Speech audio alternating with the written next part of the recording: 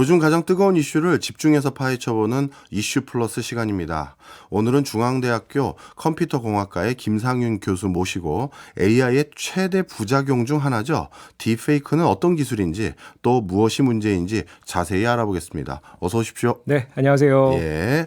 자, 우리 사회도 이제 딥페이크라는 기술 한 번쯤은 다 들어봤을 만큼 이슈가 되고 있는 것 같습니다. 일단 모르시는 분도 계실 것 같으니까 딥페이크는 어떤 기술이길래 요즘 이슈가 되는지 이거부터 설명을 좀 해주세요. 네, 용어부터 일단 설명을 드리겠습니다. 딥러닝이라고 하는 인공지능의 데이터 학습 방법론에 대한 이름과 딥, 그다음에 페이크, 가짜라는 것의 합성어죠. 네. 네, 그래서 다만 보통 이제 그 인공지능 분야 딥러닝을 활용하는 여러 방면들 중에 우리가 가짜를 만들어내는 영역들, 뭐 예를 들면은 뭐 연예인의 합성 사진이라든지, 뭐 또 정치에 활용되기도 하고, 뭐 이런 분야를 좀 이렇게 새롭게 지칭하는 용어인데요. 다만 보통 신조어라는 것이 용어가 주는 뉘앙스가 너무 중요하죠. 예. 근데 이게 용어의 어감이 별로 안 좋습니다. 페이크라는 그렇네요. 단어가 들어갔기 때문이죠.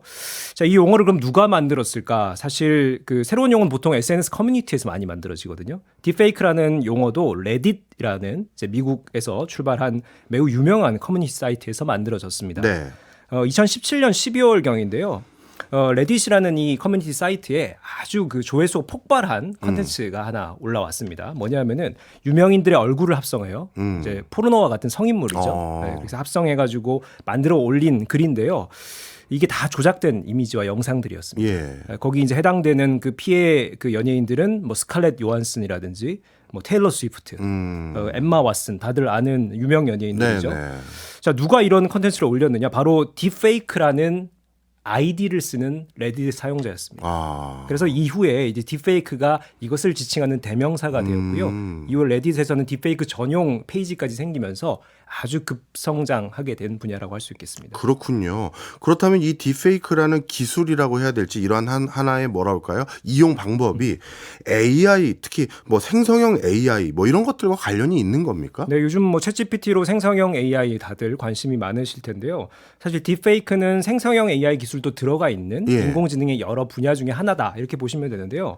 우리가 보통 이미지나 영상을 조작하고 가공하는 것은 사실 2000년대 초반부터 상당히 유행을 해왔어요. 예. 아마 교수님도 잘 활용을 하고 계실 텐데 우리 SNS가 하는 필터 기술들이 있습니다. 그렇죠. 스마트폰 사진 찍으면은 내 얼굴 좀 뽀샤시하게 처리한다든지 네. 아니면 좀더 편집을 한다든지 이런 기술들이 우리 스마트폰 시대에 이미 십수년 전부터 쓰고 있었죠. 바로 이것도 딥페이크의 전신이라고 할 수 있는 영상 이미지 처리 기술 중에 하나였고요. 예.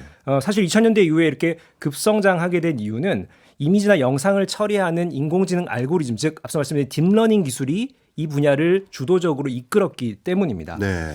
자, 그래서 이 딥러닝 분야의 성장 한번 뭐 쭉 읊어드리면은 2000년대 이후에 이제 컴퓨터 비전이라고 하는 이미지 처리, 영상 처리 분야를 우리 컴퓨터 비전 영역이라고 하는데요. 이 분야에서는 아주 그 획기적인 그 알고리즘 하나 탄생을 했어요. 90년대 후반 발표가 되는데요. 바로 CNN이라는 알고리즘입니다. 컨볼루셔널 뉴럴 네트워크에서 합성곱 신경망이라고 하는데요. 네. 이미지나 영상의 특징을 매우 잘 추출하는 이 우리 딥러닝 방법론이에요. 이 CNN 이런 것들을 인공지능 기술이라고 부르는 게 그렇죠. 네. 하나하나 사람이 코딩해서 맞추는 게 아니라 본인이 뭐 알아서 해주는 거예요. 네, 맞습니다. 오. 그 CNN이라는 알고리즘 98년 발표가 됐고 예. 여기 이제 공개된 소스 코드를 이용하면은 약간의 조작만 이제 개발자들이 살짝 이제 커스터마이징만 거치면은 내가 원하는 툴에서 이런 이미지나 영상의 특징을 추출하는데 아주 주요한 해당 알고리즘이었습니다. 그래서 이후에 SNS 필터 기술도 이 CNN 기술들이 활용된 사례라고 할 수가 있고요. 자, 이렇게 급성장하던 이 영상 이미지 인식 처리 기술 영역이 사실 2014년 또 네. 획기적인 또 하나의 딥러닝 알고리즘 발표로 한 번 더 업그레이드가 됩니다. 바로 GAN이라고 부르는 GAN이요? 네, Generative Adversarial Network. 우리말로 하면은 적대적 생성 신경망. 말이 너무 어렵습니다. 예, 어렵네요. 네, 적대적 생성 신경망입니다. 예. 자, 이 기술을 항상 사례로 들 때 이렇게 설명을 드려요. 예. 위조 집회범과 경찰관 사이의 관계다.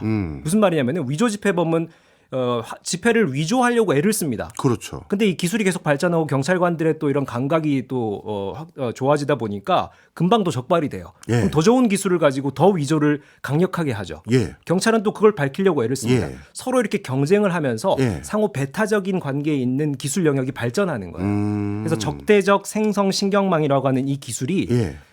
이미지나 영상을 가짜로 만들었을 때 예. 그것의 진짜 영상이나 이미지와 뭐가 다르고 뭐가 정확한지를 막 서로 경쟁을 하는 거예요. 예. 그것을 모델로 만들었습니다. 개발자. 그거를 인공지능이 혼자 하는 거예요? 그렇죠. 오. 그래서 학습을 합니다.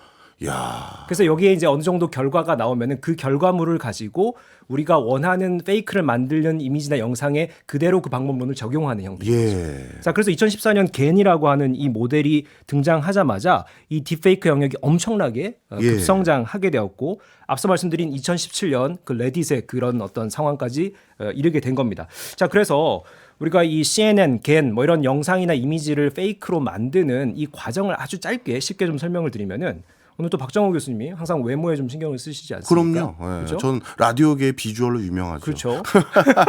네네. 죄송합니다. 구독자, 시청자 여러분 죄송한데. 자, 만약에 박 교수님이 그래도 좀 외모의 업그레이드를 위해서 요즘 너무나 얼굴 하면은 차은우죠. 아, 그렇죠. 차은우 그렇죠. 배우. 예. 네, 대표적인 꽃미남입니다.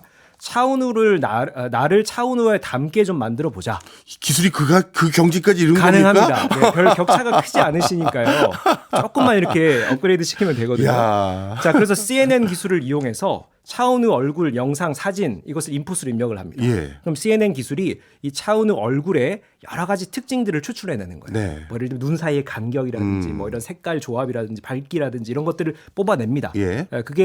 그것을 뽑아낸 그 특성들을 가지고 박 교수님의 얼굴 사진에다가 적용해달라. 예. 이렇게 하면은 이걸 적대적 생성 신경망이 서로 경쟁을 하면서 가장 닮은 모습을 찾아내는 거예요. 아, 계속 왔다 갔다 하면서. 그렇죠. 그래서 결과적으로 뉴 박정호가 나오는 겁니다. 가끔 에러 뜨는 그런 경우는 없죠. 너무 격차가 크면은 이제 우리가 이제 결과물을 봤을 때 에이 뭐 크게 안 닮았네 이렇게 네, 또 그 정도로. 그럴 수도 있죠. 다시 한번 시도를 하시면 될 것 네. 같고요. 자, 이게 아까 그 우리 생성 AI 챗GPT 얘기도 하셨는데 이거와 또 이렇게 닮아 있는 게 뭐냐면은 생성 AI 챗GPT는 언어를 창작하는 기술이죠. 예. 기술이 쓰였죠. 예. 자, 챗GPT의 그 기본적인 알고리즘도 트랜스포머라는 알고리즘이 여기에 쓰였어요. 네. 아까 영상 처리에는 겐이라는 알고리즘이 예. 아주 주요했다 말씀드렸는데 예. 트랜스포머라는 알고리즘도 2017년 탄생합니다. 어. 구글의 연구자들이 예. Attention is all you need라는 제목의 논문을 발표하는데 예. 여기 안에 내용에 예. 이 트랜스포머 모델이 발표가 되어 있습니다. 자, 이 트랜스포머 모델이 인간의 언어를 그냥 식별하고 인식하고 해석하는 것뿐만이 아니라 예. 창작하는 거에도 아주 주요한 거예요. 음. 너무 말을 잘 만들어냅니다. 예. 그냥 이해하는 거 외에. 예. 자, 그래서 챗GPT가 탄생한 거죠. 어. 자, 그러니까 결국 이것을 우리가 맥락을 조합하면은 인공지능이 2010년대에 아주 급성장했는데 초반까지만 해도 주로 판별하는 인공지능, 네. 영상 판별, 언어 판별, 판독하는 이런 어떤 알고리즘이 주였다면은 네. 2010년대 중반 이후에 언어를 창작하고 이미지를 창작하고 이런 생성에 관련된 알고리즘이 급성장하면서 바로 딥페이크까지 이르게 된 것이죠. 아, 그렇군요. 네. 그럼 이 딥페이크는 단순히 영상과 이미지뿐만 아니라 이제는 음성이나 다른 범죄에도 다 적용이 될 수 있겠네요. 네, 맞습니다. 음성 인식하는 딥페이크 기술도 충분히 지금 많이 활약을 하고 있죠. 바로 그래서 오늘 주제를 저희가 이 딥페이크로 잡았던 이유가 거기에 있는데요. 이제 우리나라도 곧 있으면 이제 큰 선거가 있지 않습니까? 그런데 이 선거에도 외국에서도 이미 이런 이슈가 있었던 걸로 알고 있는데 딥페이크 관련한 기술이 악용돼서 어느 후보자가 말하지 않았거나 행동하지 않았던 모습들을 막 이미지와 또 방금 말씀 주신 것처럼 음성과 결부시켜서 뭔가 여러 가지 이슈가 터질 것 같아요. 현재 해외에서는 어떤 상황입니까? 해외에서는 이제 우리보다 앞서서 그런 이슈들이 부각됐었죠. 딥페이크가 특히 대중들에게 크게 알려지게 된 게 이 트럼프와 관계된 한 네. 사건 때문인데요. 우리 제프리 앱스타인이라는 혹시 사람 아시나요? 예. 네, 제프리 앱스타인 우리 자수성가 억만장자 금융인으로도 알려져 있지만은 아동 성범죄자로도 알려져 있습니다. 예. 2019년 수감 중이던 교도소에서 자살을 함으로써 생을 마감을 했었는데요. 그 당시에도 이게 타살이냐 아니냐 정치적인 여러 유력자들과 관련이 있다 보니까 이런 또 음모론이 나오기도 했었죠. 자, 돌아와서 이 앱스타인이 어떤 그 트럼프와 어떤 딥페이크 사건이 연결이 되어 있냐면은 올해 1월입니다. 2024년 1월 5일에 우리 어벤져스의 주연 배우였던 우리 마크 러팔로 아시죠? 예. 마크 러팔로의 트윗에 이제 X에 한 포스트가 올라옵니다. 예. 그 포스트 내용이 뭐였냐면은 트럼프가 성범죄자 제프리 앱스타인의 비행기를 타고 네. 10대 소녀들과 함께 앱스타인의 소유 섬에 이 비행기를 타고 가는 그 사진을 찍은 것이 네. 그 포스트에 올라온 거예요. 예. 사람들은 그걸 믿었죠. 그렇겠죠. 네. 근데 이게 조작 아니냐라는 또 막 댓글들도 달리기 예. 시작했습니다. 바로 다음 날 이제 이후 우리 마크 러팔로가 확인을 해서 이제 답을 올렸는데 미안하다. 조작 사진이었다. 난 조작이 아닌 줄 알고 올렸는데 조작 사진, 딥페이크 사진이었던 것으로 내가 파악을 했다. 그래서 사과를 했는데 예. 문제가 뭐냐면은 이 앞서 이 딥페이크 사진을 올린 글의 조회수는 300만이 넘어갔고요. 예. 이게 아니다. 사과한 이 글의 조회수는 30만 건이에요. 그러니까 요즘 이 현대사회 SNS의 어떤 악영향이죠. 네. 나쁜 글들은 삽시간에 번집니다. 퍼지죠. 네, 그래서 이게 전 대중들에게 딥페이크를 알리는 사건이 되었고 특히 정치 분야에서 이 딥페이크를 우리가 조심해야겠다는 경각심을 알려주게 된 계기가 됐죠. 바이든 대통령의 사례도 있습니다. 올해 1월인데요. 뉴햄프셔에서 중간 선거, 프리미어 선거를 하는 과정에 바이든의 목소리를 담은 전화들을 많이 받은 사람들이 예. 있는 거예요. 그래서 전화가 와가지고 저는 바이든입니다. 지금 뭐 우리 당의 다른 어떤 후보를 찍지 마십시오. 이제 당내 중간 선거니까요. 예. 왜냐하면 그 후보를 찍는 것은 트럼프를 도와주는 일입니다. 이걸 바이든 목소리로 했고 특이한 것은 바이든이 이제 연설 초반에 항상 자주 쓰는 문구인 와러 브런치 말라카야 말도 안 되는 소리야. 이거를 또 집어넣은 거예요. 자신이 자주 쓰는 어투를. 네. 박 교수님도 그런 이제 단어들이 있잖아요. 있죠, 그럼요, 사람이죠. 그것까지 써가면서 네. 어투나 이런 게 너무 정확하게 전화로 딱 받으니까 유권자들이 진짜 바이든의 전화 받았다. 예. 이게 소문이 나게 되었고 이게 또 딥페이크 음성으로 밝혀졌습니다. 네. 자 그러다 보니까 이게 정치적으로 선거 운동에 뭐 긍정적인 또 역할을 뭐 재미있게 하는 풀어가는 방법도 있겠지만은 악용되는 경우가 너무 많다. 그렇겠네요. 네, 그러다 보니까 저 국내 지금 올해 우리 국회의원 선거를 몇 달 앞두고 선관위도 바짝 긴장을 하고 있죠. 이 딥페이크에 대한 우려들을 네. 많이들 얘기를 하고 있습니다. 그러면 이게 딥페이크 기술이 점점 더 고도로 발달되다 보니까 일반인 범주에서도 이걸 활용할 수 있는 범주까지 내려올 수 있는 상황이 된 것 같은데 그러면 이제 그나마 사건을 조기에 봉합할 수 있는 건 딱 이건 것 같은데요. 어떤 영상이나 어떤 뭐 사진이 딥페이크다 아니다 이걸 조기에 판별하면 그러면 이거 사실 아닌 걸 밝혀졌습니다 하면서 다시 알릴 수 있으니까요. 조기 확인은 가능한 겁니까? 이게 이제 모든 기술의 역사를 살펴보면 똑같죠. 기술은 네. 공격적인 부분, 이제 부정적인 부분부터 발달을 하게 되어 있죠. 예. 네, 그래서 방어적인 기술은 뒤늦게 따라옵니다. 역시 딥페이크 영역도 똑같아요. 지금 이 조작하는 기술보다 이 방어하는 기술이 탐지하는 기술이 더디게 진화하고 있고요. 예. 다만 여러 가지 접근법들이 시도가 되고는 있습니다. 예. 제가 사례로 좀 알려드릴게요. 이 글로벌 빅테크 기업들이 이제 적극적으로 이런 투자를 지금 확대해 나가고 있는데요. 인텔이 페이크 캐처라는 기술을 개발을 했습니다. 네. 페이크 캐처. 딱 말 그대로 페이크를 잡아내는 기술이죠. 예. 주로 얼굴 페이크를 잡아내는 거예요.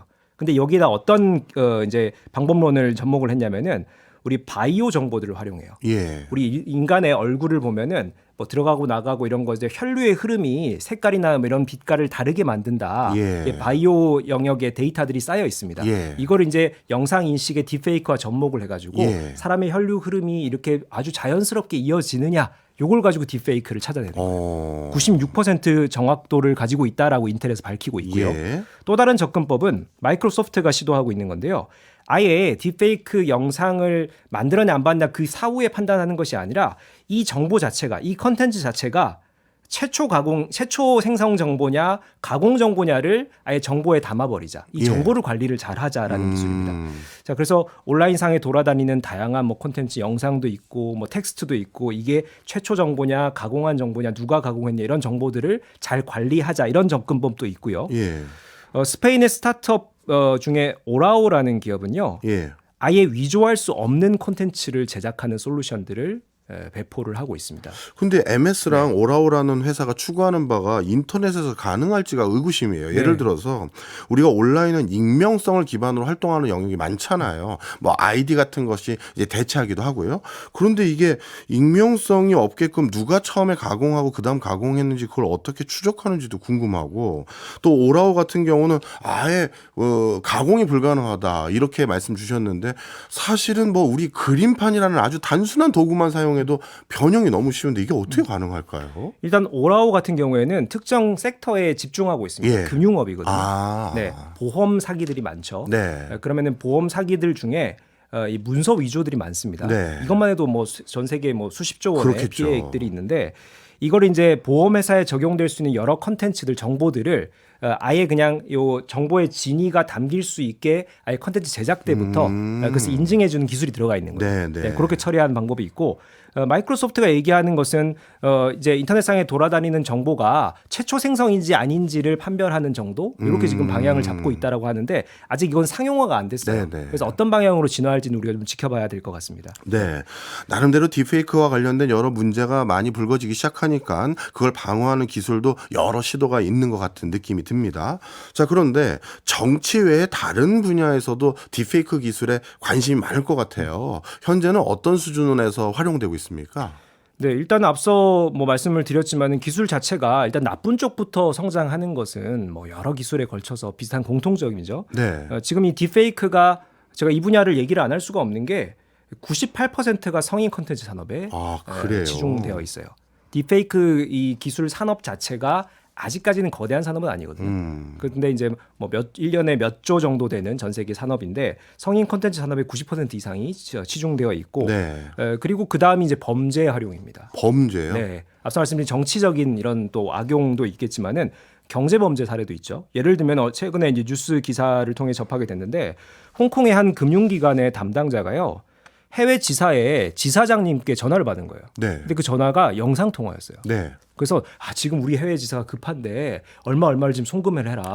그 계정에서 이렇게 해가지고 알지. 너 너무 정보도 정확하게 얘기를 하고 얼굴과 음성까지도 너무나 정확하니까, 그리고 자체에서 쓰는 이런 영상 통화 툴을 이용한 거예요. 예. 전혀 의심의 여지가 없죠. 예. 바로 송금을 한 거예요. 340억을 피해를 입었습니다. 그리고 사회 범죄에 활용되는 경우들이 있죠. 뭐 예를 들어 납치범이나 뭐 아니면 테러, 혹은 보이스 피싱이 영상 피싱으로 진화하는 거죠. 그렇겠네요. 요즘 보이스 피싱 그나마 막을 수 있는 방법들 중에 하나가 영상 통화 아니겠느냐 했는데 이게 뭐 의미가 없어지는 것 같은데요. 그렇죠. 네. 그래서 이제 요즘 이제 혹자들은 이 기술 발전이 아직까지 보안 기술까지 같이 따라오지 않으니까 우리만의 현대인들이 이런 방법들을 찾아내야 된다. 우리 가족이나 친지들과 통화할 때는 암호를 자기들끼리 만들어라. 예를 들면은 너 음식 뭐 좋아해? 하면 뭐 팔보채 이래야 이제 이게 내 딸이 맞구나 이렇게 하는 것처럼 뭐 이런 거 예. 뭐 그리고 우스갯소리까지 나오고 있는데 그만큼 이제 보안이나 방어 영역에도 함께 지금 발전을 우리가 해야 될 부분들이 있습니다. 근데 다만 지금 말씀해 주세요. 긍정적인 부분, 긍정적인 사례 좀 말씀을 드릴까요? 예, 그거 여쭤보려고 그랬어요. 네네. 긍정적인 사례는 뭐 아직 뭐 부정적인 부분보다는 좀 크진 않지만 제가 이제 조사한 바에 따르면은 첫 번째로 언어나 문화에 대한 전 세계 격차 해소하는 이런 사례가 있습니다. 뭐냐면요. 예를 들면 박 교수님 해외 컨텐츠 많이 보시잖아요. 예. 그죠? 해외 컨텐츠 보실 때 더빙을 선호하세요? 아니면은 자막을 선호하세요? 사실 자막을 더 선호하긴 합니다. 그렇죠. 네. 한국 분들은 대부분 자막을 네. 선호하시거든요. 근데 우리나라 외 해외의 여러 컨텐츠들은 주로 더빙으로 나옵니다. 아, 그렇군요. 네. 그래서 그럴 경우에 결국 입 모양이 어색하죠. 예. 그럼 연기가 뭔가 붕 뜬 것 같아요. 그렇죠. 붕 뜬 것 같죠. 네. 타이밍도 안 맞을 예. 수도 있고요. 자, 이거를 딥페이크 기술을 이용하면요. 자국의 언어로 더빙을 하는데 이 사람의 이 연기자의 그 입 모양을 맞춰줍니다. 이야. 정교하게 입 모양만 맞춰준다. 근데 그게 뭐 조잡하게 예전에 무슨 뭐 우리 뭐 포토샵 하듯이 뭐 그런 정도 수준이 아니고요. 진짜 그 네, 발성에 아주 정확하게 맞춰서. 입 모양을 맞춰주니까 아주 자연스럽게 우리말을 하는 것처럼 보이는 거죠. 네. 이게 결국은 언어나 문화에 대한 격차 해소에도 도움이 될 것 같고요. 네. 또 하나는 아주 구체적인 분야들이 있습니다. 뭐 예를 들면 의학 분야에 활용될 수 있죠. 우리가 뭐 CT나 MRI나 네. 혹은 엑스레이 찍었을 때 이런 우리 뭐 암 진단하거나 우리가 좀 사전에 좀 미리 알면 암 초기 단계에 우리가 진단하면 너무 좋잖아요. 이제 그런 부분들을 우리가 인간의 어떤 판단력으로 뿐만이 아니라 인공지능이 더해지는 거죠. 인공지능이 딥러닝을 통해서 이 상호 비교를 통해서 암 걸린 환자의 사진과 영상과 판독을 해가지고 이 사람의 가능성들을 체크하는 거죠. 네. 아주 정확한 의료에 어떤 활용될 수 있는 사례라고 할 수 있겠습니다. 이 딥페이크 기술도 사실 우리가 그걸 바람직하게 사용만 하면 정말 많은 긍정적인 파급 효과가 있을 거라는 생각이 말씀 들으면서 쭉 드는 것 같습니다. 그렇다면 이제 딥페이크를 어떻게 경제적으로 우리가 더 활용할지를 잠시 광고 듣고 저희가 2부에서 다시 말씀 나누도록 하겠습니다. 1부에서 말씀 쭉 듣고 보니까요. 역시 기술이라는 건 원래 나쁜 기술이라는 것도 없고 좋은 기술이라는 것도 없고 어떻게 사용하느냐에 따라 참 달라진다. 이런 생각도 많이 듭니다. 그런 과정에서 이제 딥페이크 기술도 우리가 대세를 이제 더 이상 멈출 수 없을 정도까지 진화해 온 것 같은 느낌이 드는데요. 자, 그렇다면 이 딥페이크 기술을 우리가 긍정적인 목적으로 사용만 한다면 경제적 파급 효과가 클 것 같아요. 어떻게들 시장에선 예상하고 계십니까? 네, 물론 지금 현재 딥페이크 자체 시장 규모가 뭐 아주 크지는 않다. 뭐 이렇게 이제 아주 이제 태동하는 분야다라고 말씀을 드릴 수가 있고요. 네. 다만 지금 이슈가 되고 있는 생성형 AI, 우리 AI가 정말 세상을 다 잡아먹을 정도로 실제로 지금 현실이 되고 있습니다. 네. 이런 AI라고 하는 거대 영역의 아주 중요한 일부분의 요소로서 이 딥페이크를 우리가 주목을 해야 되고요. 실제로 뭐 리서치 회사들의 이런 시장 전망들이 수준이 나오고 있는데요. HSRC라는 리서치 회사에 따르면은 예. 딥페이크 피해 방지를 위한 글로벌 시장 규모가 2020년에 38억 달러 규모, 예. 우리 돈으로 치면은 약 4조 정도 되겠네요. 예. 2026년까지 연평균 성장률이 40%대를 유지할 것이다. 와. 네, 결국 이게 아직 분야는 작지만 엄청나게 빠른 속도로 커가는 영역이다 이렇게 볼 수가 있습니다. 다만 이제 박 교수님 앞서 말씀 주신 것처럼 이 기술이라는 것이 도움이 되기도 하고 해악이 되기도 합니다. 이것을 이제 규제해야 되는 부정적인 얘기들, 딥페이크라는 용어 자체에 대한 뉘앙스도 그렇고요. 뭐 이런 얘기들이 우선적으로 막 나오고 있는데 결국은 이제 음지에 있는 영역이 양지로 올라섰을 때 긍정적인 파급 효과가 파생되는 부분들이 많거든요. 네. 결국 국내에서도 이런 어떤 긍정적인 부분들을 우리가 좀 양지로 끌어올려서 이런 부정적인 것들을 또 해소할 수 있는 영역들 중요할 거라고 생각이 됩니다. 네. 방금 말씀 듣고 보니까 오히려 딥페이크의 시장 규모를 말씀 주실 때 저는 딥페이크 할 수 있는 그 툴이라든가 그런 방법에 대해서 시장에서 관심이 있을 줄 알았더니 정말 이 기술이 지금은 악하게 쓰여서 그런지 방어하는 기술의 시장 규모를 먼저 말씀 주시네요. 네. 그렇다면 추가적으로 여쭤보고 싶은 게 혹시 개인 차원에서 내가 딥페이크로 뭔가 부당한 일을 당했다. 그랬을 때 방어할 수 있는 그런 대안들 이런 것들에 대한 뭐 고민들도 있습니까? 네.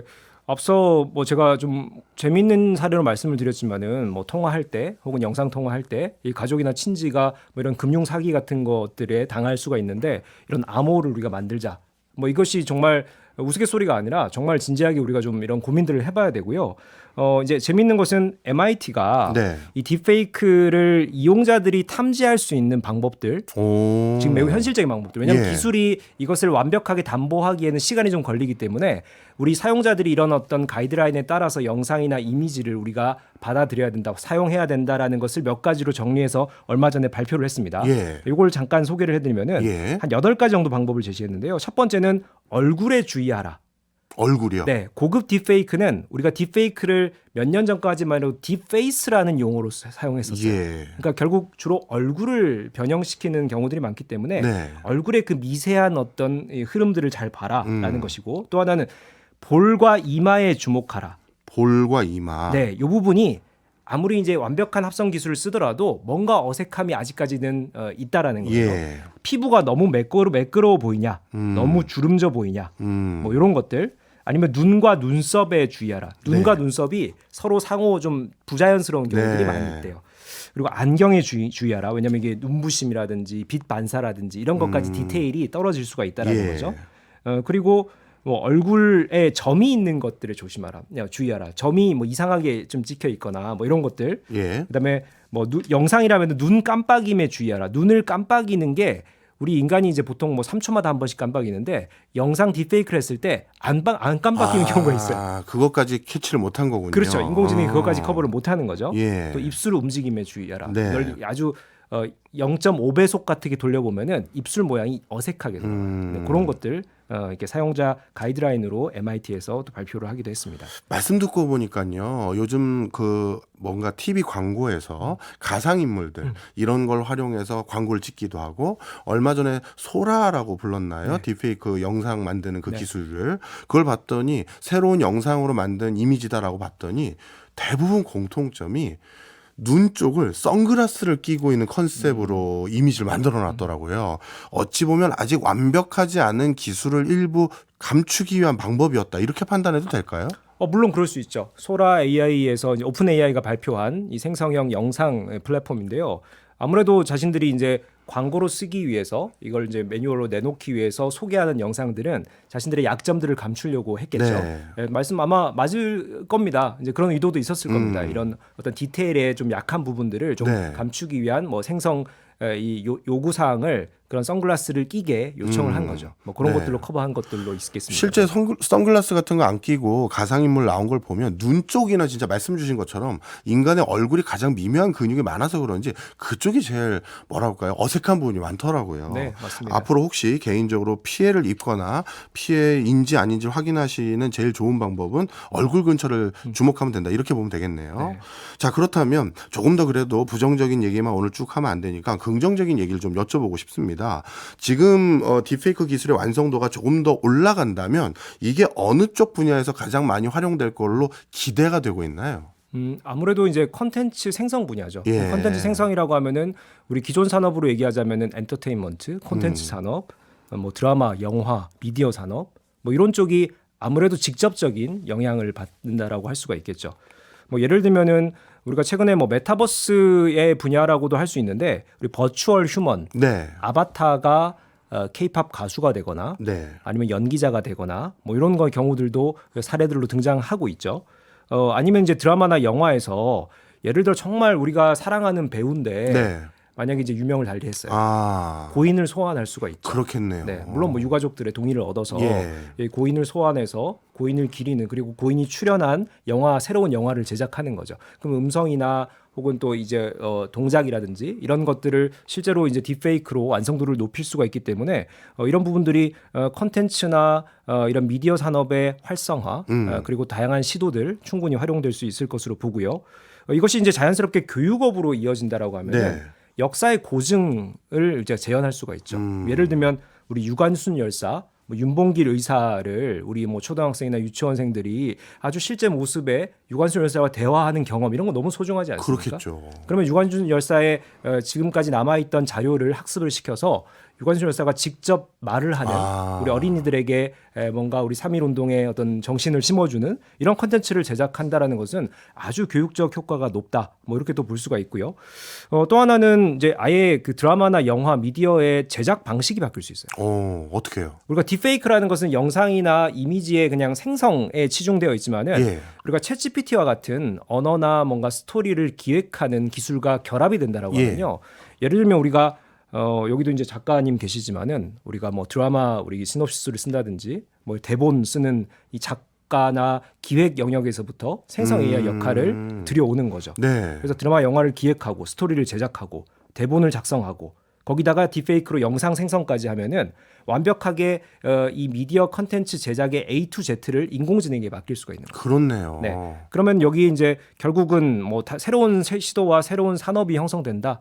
이렇게 또 볼 수가 있겠죠. 네. 말씀 듣고 보니까요. 저도 오늘은 방송국에서 우리가 이 논의를 하다 보니까 진짜 미디어 환경의 가불관계라고 해야 될지 제작 환경이라고 해야 될지 그게 송두리째 바뀔 것 같습니다. 예를 들어서 지금 어떤 신의 작가라든가 감독이 있으면 이분 같은 경우 뭔가 자신의 작품을 실제 소비자들에게 보여주기 위해선 거대 자본의 투자를 받는 게 선행돼야 되잖아요.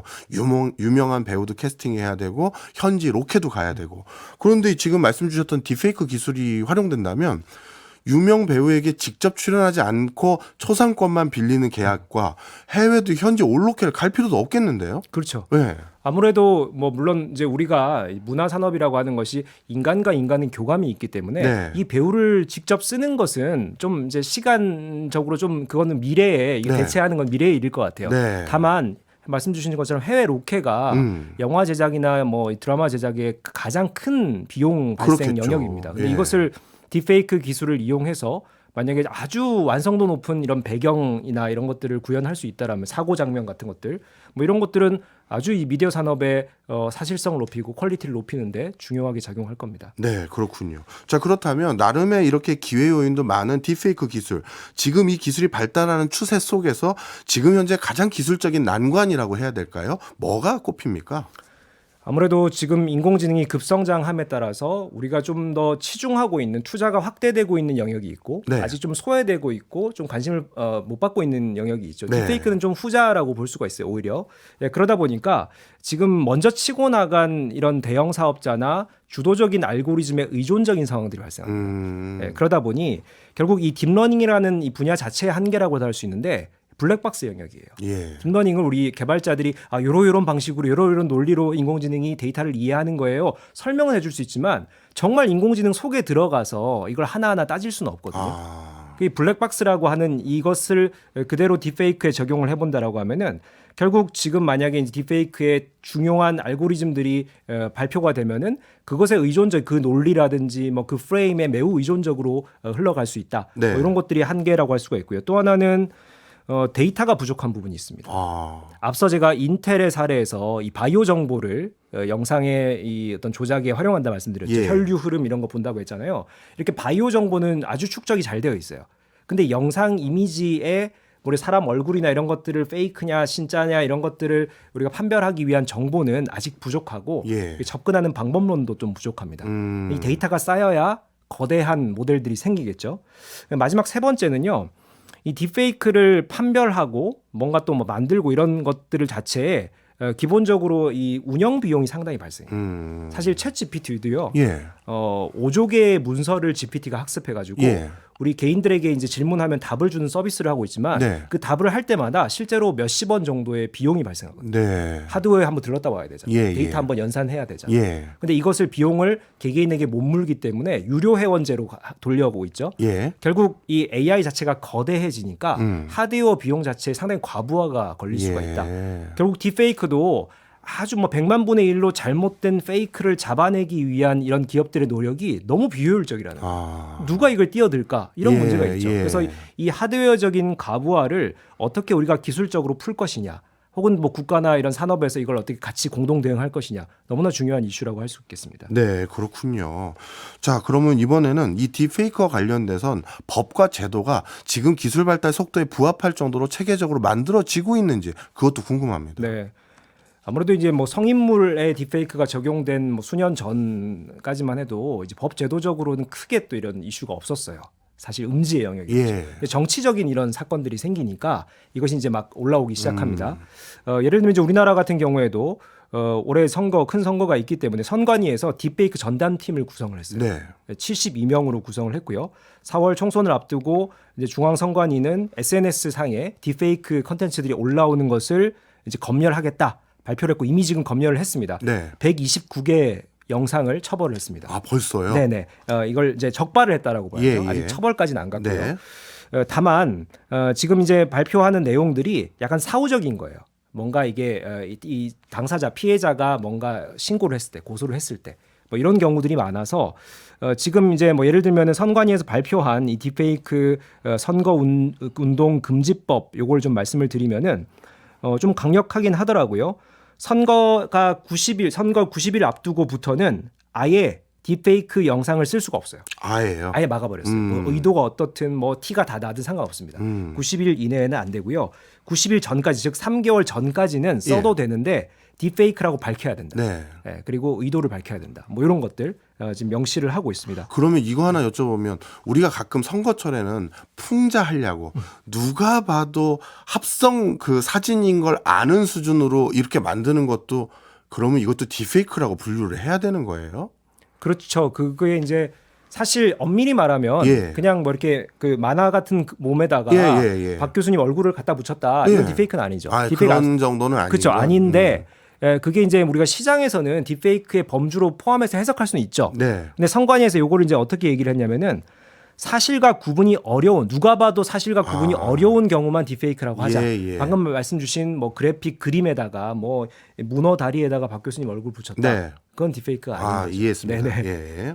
자, 그러면 딥페이크와 관련돼서는 지금 선과 관련돼서는 당장 코앞이 선거이다 보니까 국가에서 법과 제도를 많이 만들어가고 있는데 온라인상에서 이제 이런 합성 이미지나 영상들 이런 것들을 많이 만들면서 지금 다양한 악용 사례들이 늘어날 것 같아요. 지금 현재 학계에서는 어떤 거에 대해서 굉장히 경계심을 갖고 계십니까? 지금 일단은 이 AI가 학계나 연구계를 이제 막 뭐 요 몇 년 사이에 완전히 벗어나 버렸어요. 예. 그러다 보니까 사실 AI는 이제 아무래도 이 수면 아래의 기술이었거든요. 연구나 이 랩 단위에서 학교에서 이게 막 그 혁신적인 기술들이 막 개발되고 막 이런 것들이 시도되고 이런 어떤 단계에서 요 몇 년 사이에 완전히 거대 자본과 거대 기술력을 동원한 영역으로 넘어가다 보니까 예. 사실 학계에서는 이제 이것을 우리가 주도하기보다는 뭔가 뒤처지는 영역들 혹은 부족한 영역들을 채우는 기술들 있죠. 예를 들면은 이제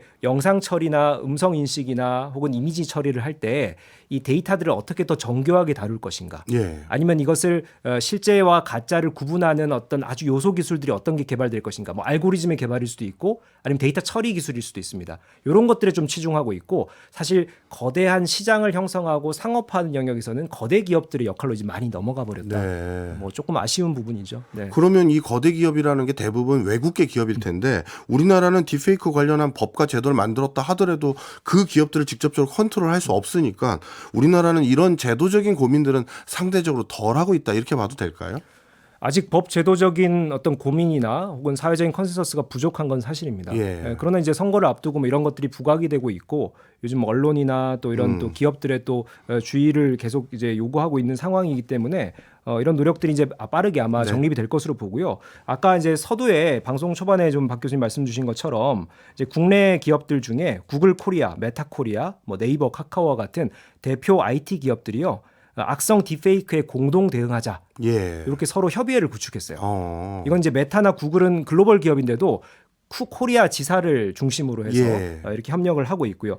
이게 아마 지난달이었던 것 같은데 다음 달에 이 협의체의 어떤 1차 발표안을 이제 내놓겠다라고 선언을 했거든요. 아마 여기 안에 SNS 사용자의 어떤 뭐 가이드라인이나 이걸 우리가 어떻게 활용해야 되고 어떻게 조심해야 되고 이런 게 담길 것 같은데 제가 예측을 한번 해보자면은 이런 딥페이크 영상이나 이미지를 올릴 때 이것을 이제 워터마크 처리해서 그게 딥페이크입니다라고 밝혀라 이런 가이드라인이라든지 네. 아니면 이것을 확인할 때 이 가공됐냐 안 됐냐 정보까지 우리가 정확하게 잘 체크하라 뭐 이런 사용자나 생성자의 가이드라인을 주는 것으로 아마 이런 기업들이 발표를 하지 않을까 네. 뭐 이런 것들을 좀 얘기를 드릴 수 있을 것 같습니다. 기업들의 자구적인 노력도 꽤 있는 편이군요. 네. 자, 그렇다면 마지막으로 우리나라가 이 딥페이크 기술에 대해서 긍정적인 성과를 앞으로 내려면 어떻게 해야 될까요?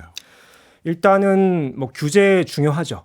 이게 너무나 민감한 영역입니다. 정치적인 분야도 있고 또 뭐 연예인이나 뭐 성적인 부분들, 뭐 경제법, 사범이라든지 이런 쪽으로도 아주 악용되는 이 대표적인 분야이기 때문에 법적 테두리 안에서 규제나 여러 가지 또 이런 처벌 조항들을 강력하게 만드는 것 중요합니다. 다만 뭐 기술이라는 것이 음과 양이 있죠. 어떻게 양 쪽으로 끌어올 것인가라는 건데 결국은 이 딥페이크의 뭐 탐지 기술이나 이것들 대안적인 어떤 이 방어 기술들을 어떻게 우리가 국가적으로 투자할 것이냐 이런 기업들을 좀 북돋아 줄 것이냐라는 건데 한 가지만 아이디어만 좀 드리면은 블록체인이라는 영역도 대안이 될 수가 있어요. 예. 블록체인이라는 기술이 정보의 위조나 변조를 안전하게 관리하는 컨셉이거든요. 예. 결국 이 컨텐츠라는 것도 이 메타데이터들이 있어요. 예. 누가 언제 만들었고 뭐 어느 파일 크기가 어떻게 되고 가공을 몇 번 했고 이런 정보를 블록체인에 담는 거예요. 예. NFT라는 게 그렇죠. 예. 이것이 오리지널리티가 있냐 없냐를 NFT라는 그 이제 생성 정보를 블록체인에 담아서 이것이 고유한 컨텐츠다라는 것이 NFT죠. 그래서 이 블록체인이라는 기술을 이용해서 이 컨텐츠의 어떤 아주 구체적인 정보들을 담아서 관리하고 물론 이게 모든 컨텐츠 영역에 이 블록체인을 담기까지는 오래 걸릴 겁니다. 근데 이제 대표적인 영역들부터 이렇게 시작한다라고 하면은 이 양지로 기술을 끌어올리는 아주 중요한 분기점이 될 것으로 저는 기대를 하고 있습니다. 네. 말씀을 쭉 듣고 보니까 딥페이크와 관련된 선도 기술들은 해외 기업들이 많이 가지고 있는 것 같은데 그렇다면 우리가 그 기술을 지금 당장 따라잡기가 어렵다면 딥페이크 기술은 결국 오리지널리티가 있는 원본이 있어야 되잖아요. 그 원본은 우리 한국인들이 가지고 있는 한국과 관련된 원본 데이터들 이런 것들은 외국의 딥페이크 기술을 발달시키는 그 회사나 그 국가들에게 돈을 받고 뭐 데이터를 판다든가 이런 것들이라도 우리가 지켜가는 노력은 의미가 있을까요? 물론 데이터 전쟁이죠. 예, 우리 한국의 플랫폼에 소유하고 있는 한국의 유저들이 갖고 있는 컨텐츠는 해외 기업들이 접근할 수가 없습니다. 네. 예, 이게 공개된 데이터가 아니고는 뭐 그런 부분들에 우리가 이제 나름의 이제 권한을 갖고 있기 때문에 이것이 학습에 이용되거나 혹은 뭐 딥페이크나 이런 여러 가지 또 인공지능 영역에 데이터 학습에 활용된다라고 하면은 우리가 이 권한을 어떻게 시장에서 잘 경제적 가치로 전환할 것인가? 뭐 국가나 산업적으로 우리가 고민해봐야 될 부분이라고 할 수가 있겠죠. 네. 지금 우리나라에서는 딥페이크 기술을 뭐 육성한다라고 딱 하면서 방점 찍은 회사는 있을까요? 지금 사실 뭐 이제 뭐 네이버나 카카오 같은 거대 기업들은 뭐 이것을 중요 주제로 다루고는 있습니다. 예. 근데 이제 뭐 가시적으로 성능이 나고 있다라고는 제가 들은 바는 없고요. 다만 많은 스타트업들이 이런 AI 기술의 어떤 그 이제 연장선상에서 이런 위조라든지 뭐 변조 혹은 뭐 조작이라든지 이런 것들을 탐지하는 요소 기술들을 갖고 이런 또 상업화하는 비즈니스들을 갖춰 나가고 있는 기업들 뭐 지금 제가 이름은 떠오르지 않지만은 몇몇 있는 것으로 알고 있습니다. 네.